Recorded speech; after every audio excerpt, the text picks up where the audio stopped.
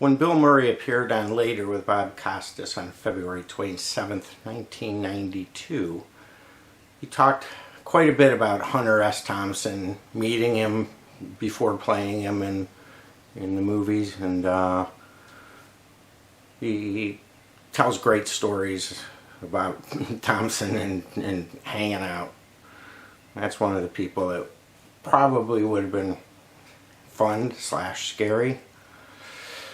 Another fun/scary person is Van Morrison, and Bill Murray insisted on playing Van's album with the Chieftains on his boombox during the Costas interview, and you could see at first Bob was a little bristled, but let it happen. But he did it for the entire two-episode interview pretty much. He turned it off when he wanted to talk serious in part 2. Murray also talks to Costas' delight about being a lifelong Cubs fan and filling in for Harry Carey when the legendary broadcaster fell ill. And Murray tells a great story about the cooler, or maybe Costas brings up the cooler under the counter. Regardless, those are days gone by, isn't it? Having a slobbering drunk baseball announcer entertaining us all. Well, maybe not. And also Murray talks about his time pre-Saturday Night Live, both at Howard Cosell's short-lived TV series, also called Saturday Night Live with Howard Cosell, and on the National Lampoon Radio Hour and tours and stuff like that. And he really, out of all the Saturday Night Live people, you got to say Bill Murray's the person that's had the longest and most successful career. And you'll enjoy this interview and look for part 2. That should be posted soon. Thanks for staying up later. Bill Murray is here, and Hunter Thompson was on this show like a year or so ago. And from what he told me, it's kind of fortunate that you're here or anywhere at this point, because he more or less had to save your life. True? Oh, you mean the first time? Well, he did save my life on one occasion. And I probably saved his a few times that he didn't mention, right? But, yeah, the first time I met Hunter was in Aspen, Colorado, and I just finished my first year of TV on Saturday Night Live, and I got a job for the summer, which was driving the producer's car back from L.A. to New York, his Volkswagen.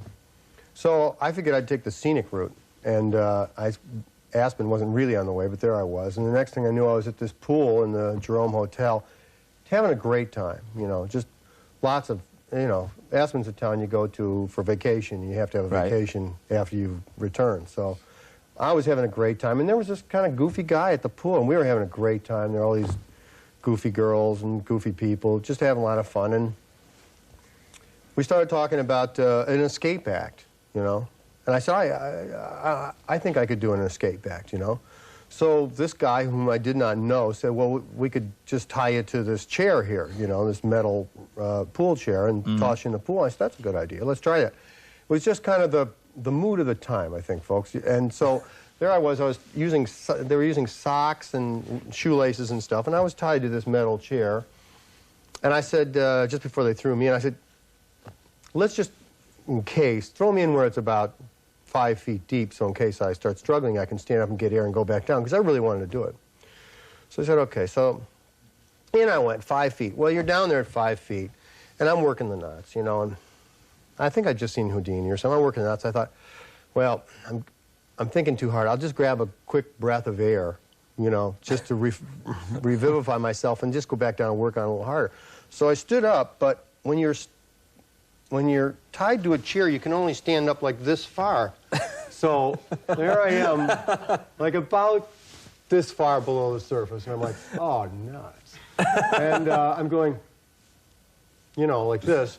And it took them about an 8 count, really, to realize that I really wanted to be where they were.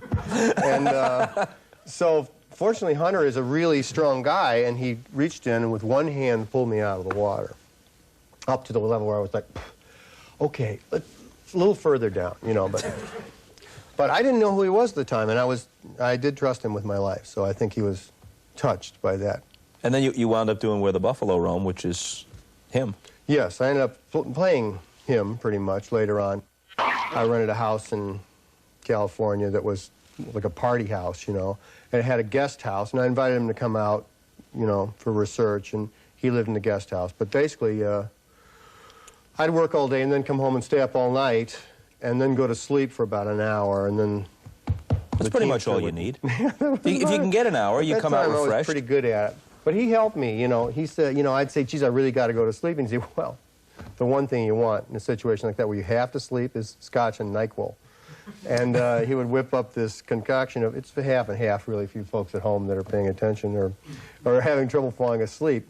Scotch and NyQuil will pretty much level you. It's ugly. It's green, you know, but it works. I think the first time I ever saw... Speaking of green, I brought some music along. Oh, please. Because, you know, when I'm watching your show, I keep thinking to myself, here they are. They got this great jukebox in the background, but you never hear it, you know.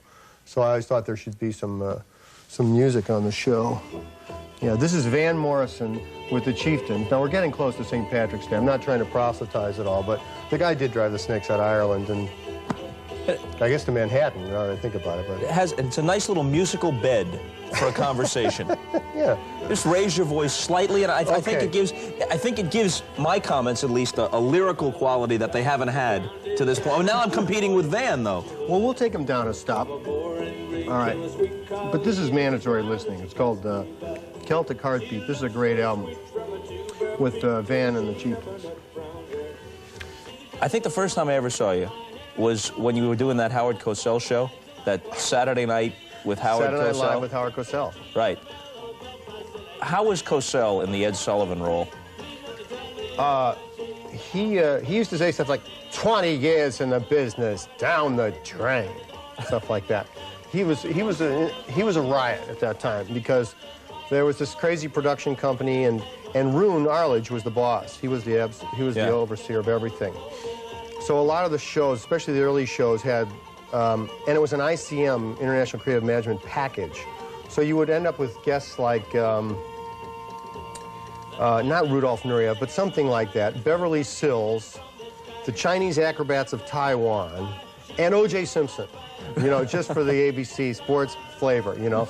And it had, like, there was always an odd guy, like, O.J. and Reggie McKenzie will come out right after Baryshnikov, and, you know, it was like, it had there was just the best show business stories I have were from that period. Did Cosell get it, or was he just funny by virtue of being this kind of cartoon character naturally? Well, it was funny because this was all sort of going on around him, and they wanted to make him Ed Sullivan, you know. They were hoping this could be like, because he had such a high TV queue. I mean, he was probably one of the best-known people in America, and still is. They wanted to build a TV world around him at night and in entertainment, you know, and Roone wanted to go into entertainment, whatever. So he kind of went along with it a little bit, and Alan King was the production company, Rupert Hitzig and Alan King, so he was sort of the show business voice, and then Roone was sort of the whatever he was. And then, but Howard would see it sometimes and go, "This is terrible. This is the worst piece of crap I have ever seen." But then he'd have to go and play it straight, you know. And you know, he would have these introductions he'd have to read, you know. "Ladies and gentlemen, the greatest singer in the world, Shirley Bassey." And literally, you know, I mean, there's some people that are crazy about Shirley Bassey, and I think she's okay too, but the greatest thing in the world is a reach. But he got us on. We were a comedy group, Brian, my brother, Chris Guest, and myself. We ended up on this show, and we were called the primetime players. Everything was sort of like the opposite, you know, of whatever Saturday Night Live was. We were the opposite. And so they heard that they were going to call the Saturday Night guys the not ready for primetime players, so we were the primetime players. Anyway, we would get cut every week. You know, they would do a sketch in dress, and they'd say, "No, we're going to go with O.J. and Reggie in a second number where they sing, you know, something from Guys and Dolls or something, you know." And so we'd get cut. Well, there's one really good story. I mean, so we would get cut, and then we'd end up in the cordial bar next door watching the show on TV with the other writers, with the writers of the show. Cursing at the screen. Cursing at the screen and saying, "Nice, great. Nice, Roone. That's class," you know, and all that kind of stuff. Everybody, these old comedy writers, and you know, people sympathized with us somewhat. But Howard eventually insisted that we get on one week when we wrote a sketch about the guys who caddied for Nixon when he played golf with Frank Fitzsimmons, the Teamster guy, and all these guys. It was right after Watergate and all those B. Rebozo. You know, we were his caddies, you know, and we had, you know, we were caddies, so we had lots of caddy jokes to begin with, and then, you know, Nixon's scorecard had holes missing, you know, and certain stuff, and, you know, cheap jokes. But Howard liked it, and he insisted on it, so we got on the show, and then from then on, we got on a couple more times. But we still would get cut occasionally for the Chinese Acrobats of Taiwan. And our favorite was once we got cut for the Chinese Acrobats. So they had the Chinese Acrobats, and they had La Belle on. And La Belle was really hot. They had their hit song, Voulez-vous coucher on. And so they spent the whole week producing this couple of songs with La Belle with lots of smoke and stuff, you know, lots of smoke. But then Roone decided to go with like another, you know, Reggie McKenzie and OJ for another bit and cut La Belle from 2 songs to 1, you know. And La Belle's contract says 2 songs, you know, and these girls are tough, you know. Yeah, just dial those 3 numbers all at once and see if you don't end up like that, you know. So he tried to cut their number between dress and air from 2 to 1, you know. And there's a very clear image. My wife was working on the show at that time, and she saw the girls standing there. And they were saying, La Belle, 30 seconds, and the 3 of them just like, La Belle, 1 minute, you know, 1 minute, 30 seconds. And they weren't going, they walked out the door into a limousine and left. They weren't going to do 1 song. They were doing 2 or they weren't, you know. So they split. Well, one of the things the Roone used to do in those days with these live remotes from everywhere in the world. If I told you this story, you look glazed. All right. That's my usual look. Give him some NyQuil and scotch, somebody. Pick this up. Anyway, so we've got a live remote going to SeaWorld, okay? Right. And we've got, I'm sorry, it builds from here. Stick with me. Trust me. We're going to SeaWorld to see Diana Nyad. Diana Nyad will become the first woman. Diana Nyad was a swimmer who swam around Manhattan Island, which was quite an achievement. And she was going to become the first woman to ride Shamu, the killer whale. She's going to ride this whale, you know? So we're all pretty excited about it. And he's billboarded this at the head of the show. So here's Roone. He's calling the shots in the booth, and he's got nowhere to go because La Belle's just walked. So he goes, go to Shamu, give me Shamu. So they're live up to San Diego, so they go to Shamu. Well, what we get is Shamu's show, which is in progress for a full audience at SeaWorld, and our host out there is Soupy Sales. So you go to Soupy. Of course. Right. He was ICM. So we go to Soupy, and there's Soupy, and you see him, he's got the headphone in his ear, and you can almost hear Roone's voice say, Soupy, you've got 6 extra minutes. And Soupy gives one of these looks like total fear, total elation. You know, it just goes, the whole run goes through. So Soupy starts doing stuff like throwing buckets of water in his face. I mean, he went like crazy, you know. What the heck? Oh, now there's the fish in there, you know, and stuff like this is going on. And then we've got to see Shamu's regular act, which, because it was the bicentennial, includes Shamu going around, swimming around the thing, but with 3 people, count them, 3 people, the guy with the bandage and the fife, the drummer, and another guy with a flag standing on his back, going around the pool at around 35 or 40 miles an hour, you know, at top speed on this whale, this killer whale. That's entertainment. And it was wild, you know, so then like so we're all in the cordial bar, of course, going, oh, this is great. Another round for everybody here, you know. So we see the Chinese acrobats doing our spot, and they're fantastic, and they kill, and they're very talented, but, you know, they're ICM too, and there they are.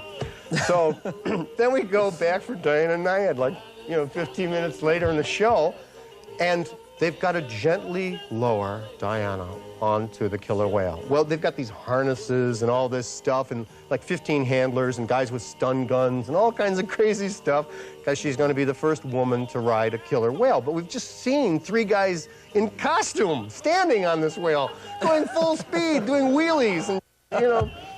So, you know, it was just amazing. And Diana gets on the whale, and the whale just kind of slowly goes out like this, and there's like an incredible hush, you know. And, you know, and you come back to Howard, and Howard's just like standing there, and Howard just going, there it was, the first woman to sail on a ship on the whale's back. You know, just completely over with. But it was great to be next door and not be in the room and be part of the show. It was fun. Was it the first show when Howard brought on the Bay City Rollers? Oh. And they were supposed to be the next Beatles. Mm-hmm. And Howard's, these young men, your first view of them, the next Beatles. They were Roone's baby. I give all the credit to Roone on that one. When we first got the show, we were all in a show, an off-Broadway show called the National Lampoon Show. It was Gil Radner, Belushi, my brother Brian, Harold Ramis, myself, and everybody kept coming to this show to hire people. And like Lorne Michaels was there hiring for Saturday Night Live, and Roone and Howard would come to our show, and they'd keep coming back and forth. And we never knew what was going to happen. But Roone would say, "We got the Bay City Rollers for our first show." And we're like, "You do?" You know, he said, "Yeah, they're going to be the next Beatles." You haven't heard this song, Saturday Night? Well, they only did really one song. It was called Saturday Night. And somehow, because they were an ICM package, they had a 3-appearance deal on, like the Beatles did, on Ed Sullivan. They got the Beatles deal. And nobody's ever heard of them, right? So, except Roone. So they had this song called Saturday Night, and they appeared on the show a total of 3 times, and they did the song Saturday Night 5 times. They did it at the beginning of the show and the end of the show. You know, something just occurred to me. Suppose somebody took your earlier bit of advice and went off to the kitchen and bathroom and mixed the scotch and NyQuil, drank it. Now they come back and they can't figure out why they're hearing this and us at the same time. Well, it's a festive feeling, and welcome aboard, everybody. Root, Marvin, come to me if they don't win. It's a shame. Let me hear you. For it. The old ball. The first time I ever met you was during the playoffs in 1984 at Wrigley Field when the Cubs were playing the Padres. And you're not a guy who just shows up at the postseason games. You've loved baseball your whole life.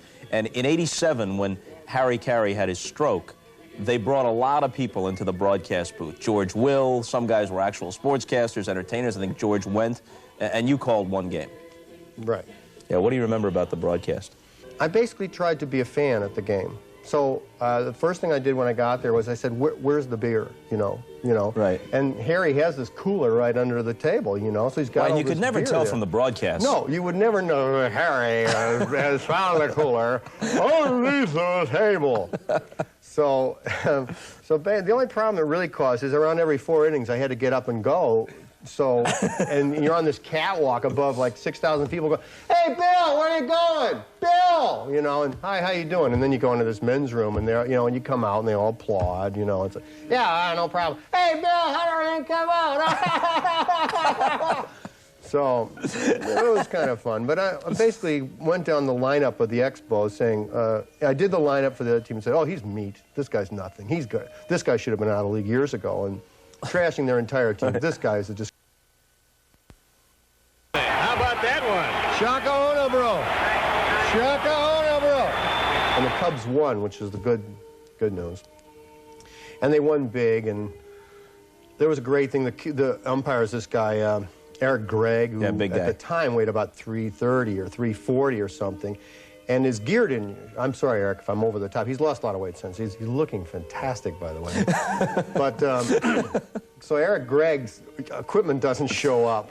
So, and we're stalling. Well, what the hell's going on? There's an umpire, he's not ready. You know, they thought he was sick or something. Well, it turns out his equipment hasn't shown, but they finally get someone from a nearby high school. So Eric Gregg comes out like in knee pads that are about this long on him, and a little chest protector. Like, he comes out and he looks ridiculous. He looks like...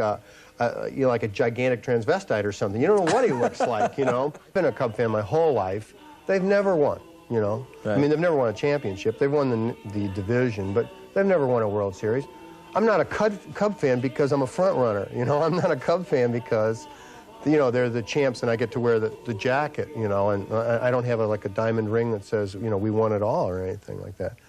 I'm a Cub fan because I like the way their fans are, and I like the way their players are, and I like the experience of being in that park. And I think the game is more of a lesson when you root for a team that doesn't win all the time. And I think it's more of a lesson about life that you learn how to be content with what you have and not, you know, I have a son who who will back any team that is the champion. He has absolutely no allegiance to anyone. Is this if he Homer? found a father that were like, you know, had like a nicer car or something, I could lose him, you know. You know, if he went to someone's house that had a great swimming pool or something, he'd be gone in a second. I'm really afraid for this. So at least you've instilled the proper values in the child. I'm trying. Well, see, the second boy is a Cub fan. The first guy is this guy who is off with anybody. And the first guy is Homer, right? Yeah. The kid's name is Homer Banks Murray for Ernie Banks. And yet his allegiance is just anywhere. Yeah. We don't know what happened. That does it for tonight. Have a good long weekend. Bill Murray's back here on Monday. Until then, see you later.